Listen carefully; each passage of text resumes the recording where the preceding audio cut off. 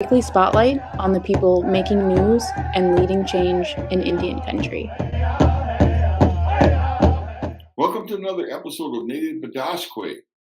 My name is Levi Rickert, publisher and editor of Native News Online.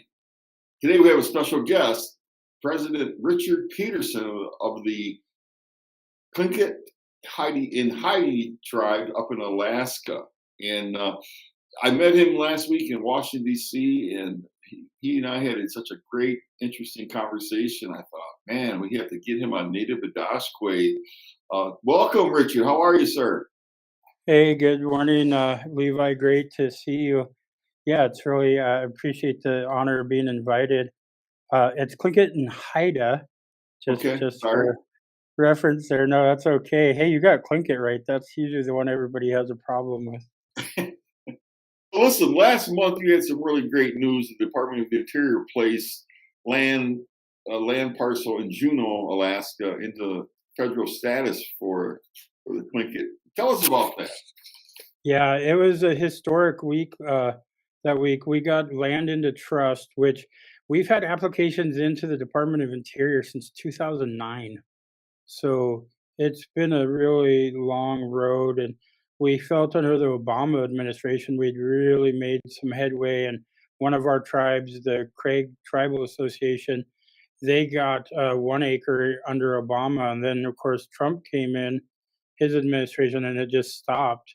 So we've been back on with Biden's administration, and really important day. You know, here there's 229 tribes in Alaska, and we really want parity with our lower 48 tribal brothers and sisters, right?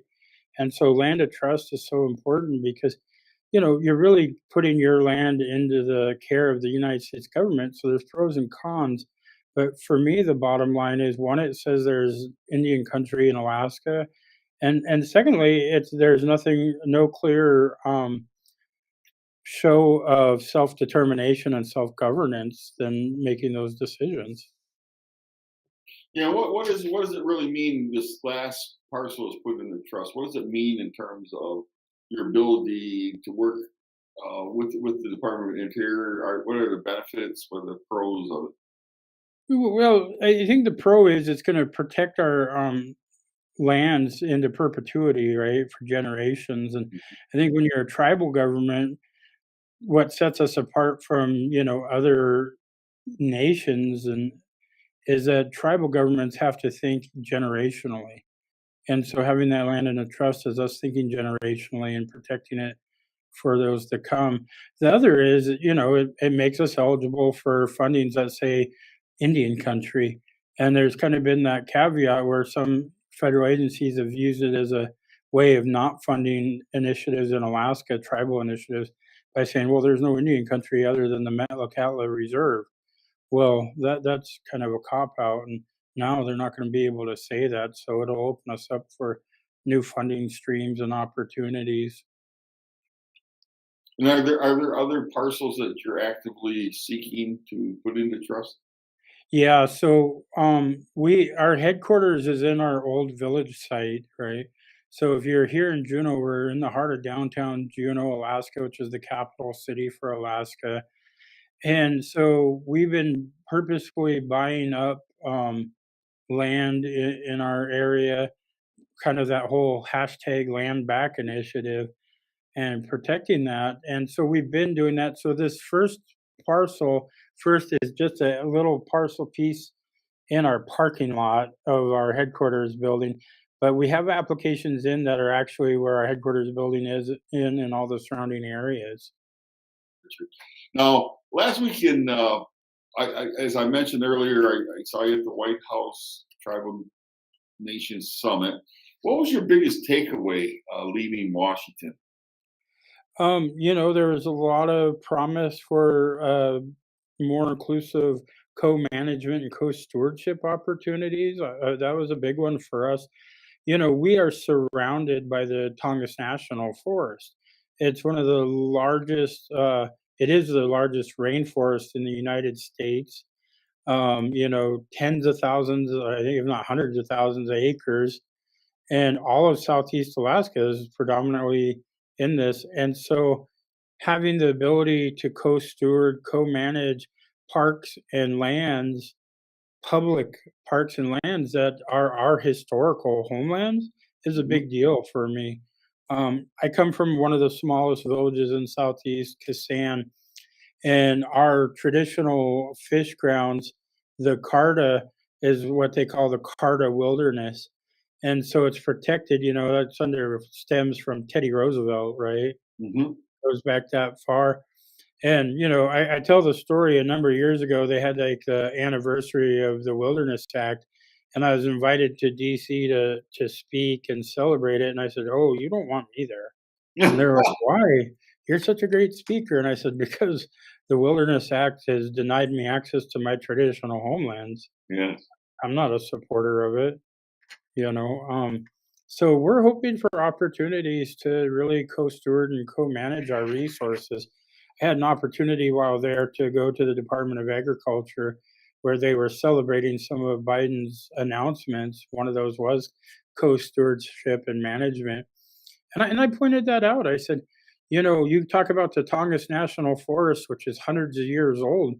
My people watched it, from before it was there till now. We watched those trees grow, and we talk about protecting the trees, and they're so short-sighted in that management where they're like, oh, we have to save a species, oh, we have to protect this. No, we're part of this ecosystem too. How about us? And Mhm. our people have had an obligation to steward these lands, again, for thousands of years since time immemorial. Nobody has a more vested interest than us. And now people will point out, well, what about the Inca corporations that logged all those lands? That was another Western idea pushed upon us, and we were forced into that.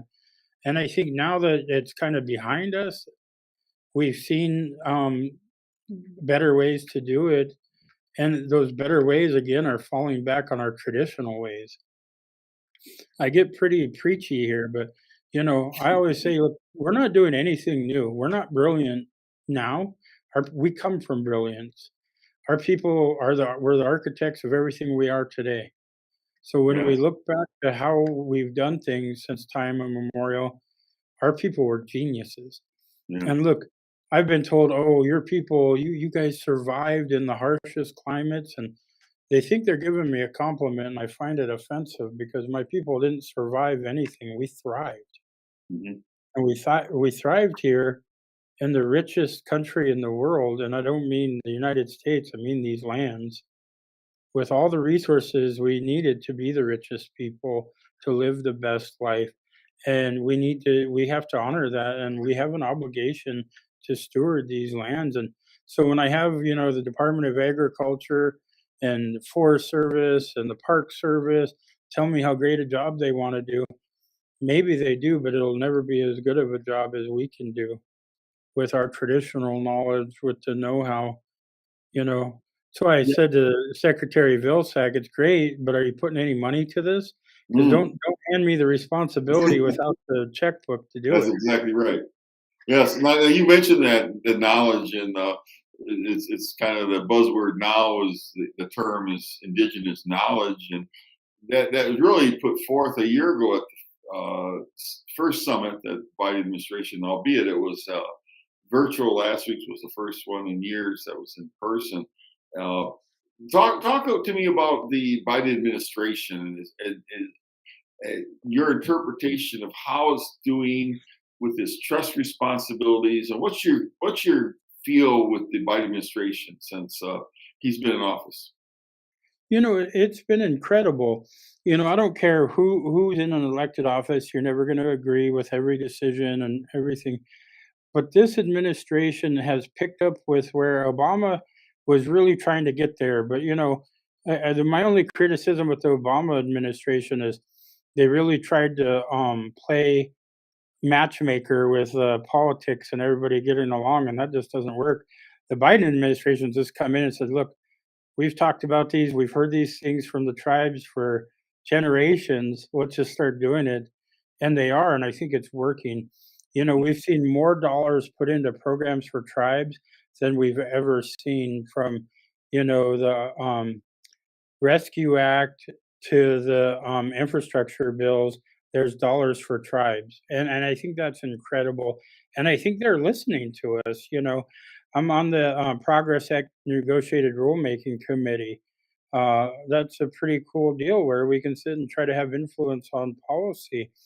When the Trump administration did the CARES Act, and I applaud them for doing that, there were a lot of lessons learned, of course. So when the Biden administration came in and they were proposing the ARPA, the Department of Treasury actually had listening sessions with tribal leaders, and we were able to influence that a lot more in a way that would have had more meaningful impact with those dollars. So, we know that our communities have been hit harder than any other. We know that our Alaska Native Americans have been dying at 3 times the rate of anybody else for COVID. So we know that those are real impacts. And now they're actually putting dollars towards that so that we can do things and take into our hands to serve our citizens and protect our citizens. You saw IHS, like in Alaska, our health service is the best in the nation. And I'm not just saying that, that's recognized. We have a compact.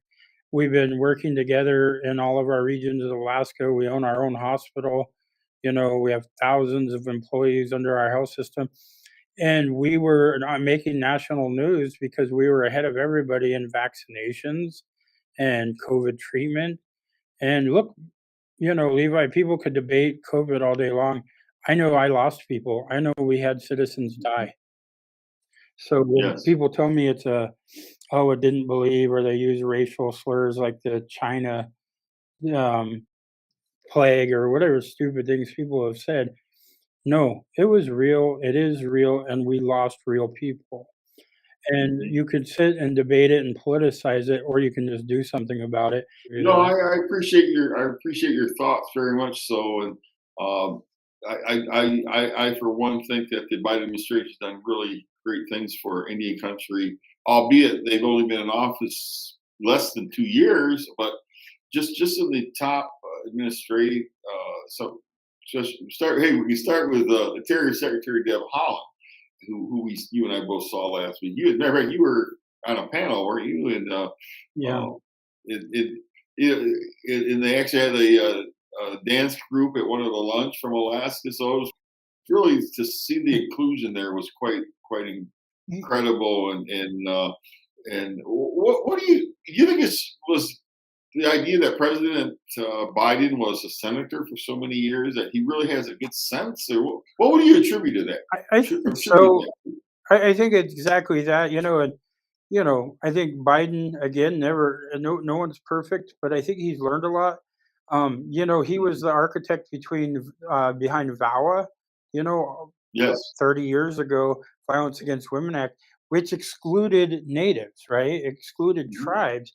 And he was a huge proponent of getting tribes in because, he didn't know better 30 years ago, but time taught him. And so he got that inclusion, and we just celebrated. I got to go to the White House earlier this year for the VAWA signing. It was very powerful. But, Levi, you touched on something that really I've been giving a lot of thought. We talk about how representation matters.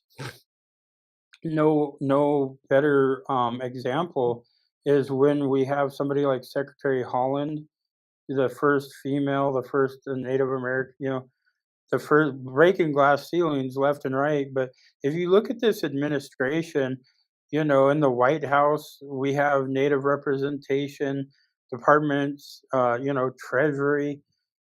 I think, as a tribal leader, the burden on us is a constant state of educating people about us. And the bummer of politics is every time you have a new election, you got to start educating all over again. Exactly. Well, You do the Indians 101, right? yeah, exactly. And how powerful is Well, you might say Alaska Natives 101. Yeah. Oh, yeah, because you say Native American, Alaska Native, nobody has an understanding of Alaska Natives. They just don't. That's true. Even in Indian, like I said, that's why I'm glad you're here today, Richard. Even in Indian country, I work with some really stellar leaders from all over. I'm in a constant state of educating them as well about Alaska. And, Yeah. I think people hear, oh, one state, 229 tribes. That's great. Well, the state of Alaska is almost as big as the whole continental United States. You It's know, huge. Yes. it's Yeah. huge.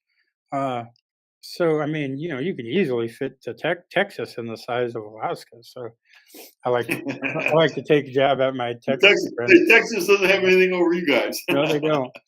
Uh, but in all seriousness, it puts us so far ahead when you have somebody like Secretary Holland. I don't have to educate her. She knows. No. You got Pauly Rivera in the White House. I don't have to educate Pauly. He knows. Raina Thiel, I don't have to educate her. She knows. But, whenever we have representation in these roles of leadership, it just makes things go quicker because we don't have to educate. And it's not that they're biased so much or predicated to favor us. They're not. They're doing their job, but they already know us, so they understand the issues, Mhm. and they know and seen firsthand the inequities. Right? I don't have to explain to them. I don't have to explain to them that here in Southeast Alaska, there's communities that pay over $12 a gallon of milk.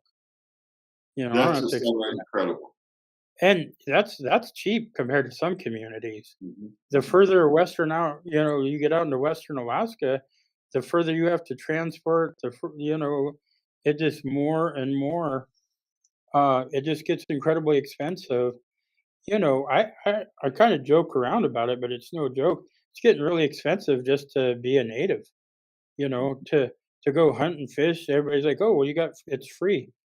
Not when gas is $12 a gallon, not when you can't even get ammunition. And if you can get ammunition, they'll only sell you 1 box because of Wow. supply issues. It's crazy. You need a boat, you need a four-wheeler, you need whatever. These things cost tens of thousands of dollars. It ain't easy being a native, brother. Yeah, hey, I'm sure you know what you're talking about up in Alaska, but I can say the same thing down here in Michigan where I live. It's not always easy. Well, listen, Yeah.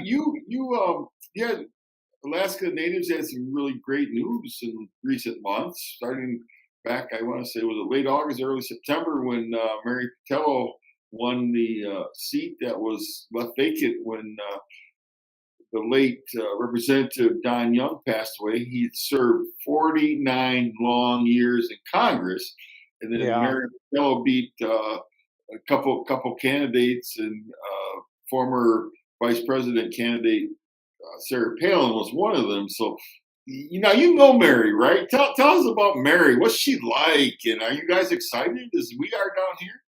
Oh man, excited isn't the word. I think it's so amazing to see her, right? Because, one, she's Alaska Native, so of course, I'm excited about that. But, I had an opportunity. I've known Mary for over 20 years. She was a representative in the state house.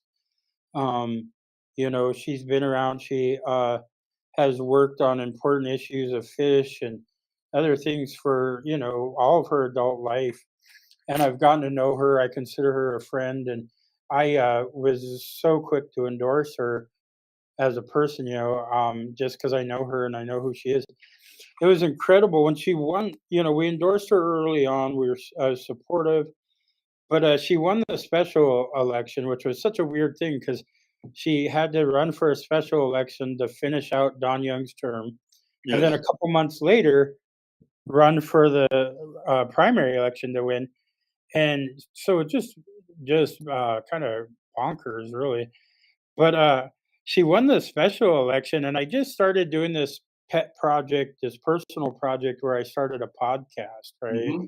Just because you can imagine, I'm a talker. I have a lot to say, and I like to talk to people. So I was like, I'm going to do this. Well, Mary's a friend of mine, so I just reached out. I said, "Hey, congratulations! Well, hey, would you want to do my podcast?" She's like, "Absolutely." And so we had her on the podcast, my co-host Steve Blanchett, who he's a very well-known entertainer in the band Bum Yow, and he grew up with Mary, knowing Mary. So we have her on the show, and one of the things, Levi, that was really resonated with me, yeah, I'm proud of her as an Alaskan native, but she doesn't come across Democrat or Republican. And mind you, in a very red state, she ran as a Democrat and won. Yes. And I attribute it to this. to all people, she comes across as one thing, an Alaskan. Yeah. Gun control is a big divisive issue. She talked about guns and gun control in a way I've never heard a Democrat speak, but it's how I hear Alaskans speak, right? And I think that resonated. She talks about fish in a way that resonates with everybody because fish is the backbone of Alaska. You know, whether you're Alaska Native or anybody who live in a rural Alaska or even urban Alaska, fish is important to us. And she really made that a part of her campaign, but it wasn't something she goes, I think I'll pick this as it's who she is, Actually, that is a breath of fresh air for us, I believe, to see that what's isn't happening in it? Alaska. And as you mentioned, she's speaking for the people. And I follow her on Twitter, and I notice she seems to be like a populist to me, where she communicates to the people. One of the things too, Mary has said, "Hey, look, you're not going to like everything I do." Mhm. And that's how it is with elected folks, right? And I really admire that. Look, she's going to do it. Her mind and heart tell her the right things. I just spent a few minutes with her in her office the other day in DC, and we were talking about issues, and she's so open to hearing what those issues are, and I think she's going to be powerful. And like Lisa, I think she's very similar. She hears her people, her constituents, and she crosses party lines when she has to because she's going to do what's best for Alaska. Mhm. Well, You know, listen, Richard, we're going to wrap up here, and thank you so much, Chimi Gwitch, for coming on Native Bidaské. And we have to have you on. And anytime you have an issue in Alaska, please let us know, and we'll cover it. So, well, Levi, I think it was fortuitous that we just kind of met there in Washington D.C. Kind of how it is, right? yes. I want to shout out to you for inviting me. I think I really admire what you guys do. I already had followed you online. It's so important. We talk about representation matters. Having our own news sources and people that are actually going to tell our stories is a really powerful responsibility. And I don't ever speak for other tribes, but our tribe story was how we kept our culture alive, right? Yes, yes, And yes. so I think it's a sacred obligation that you've taken on to tell our stories. So I really appreciate that. Well, thank you for those comments. And you have a nice holiday season, and we'll talk soon. Uh, Yeah, absolutely. Be well and be safe. yes.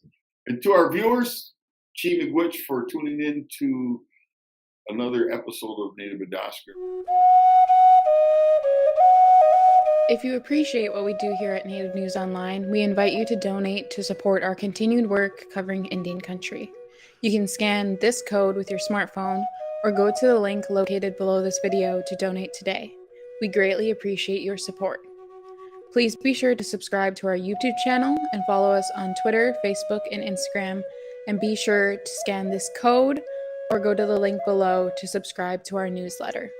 Thank you for joining us today, and please be sure to join us again next week for another episode of Native Bidaské. Chimi Gwetch.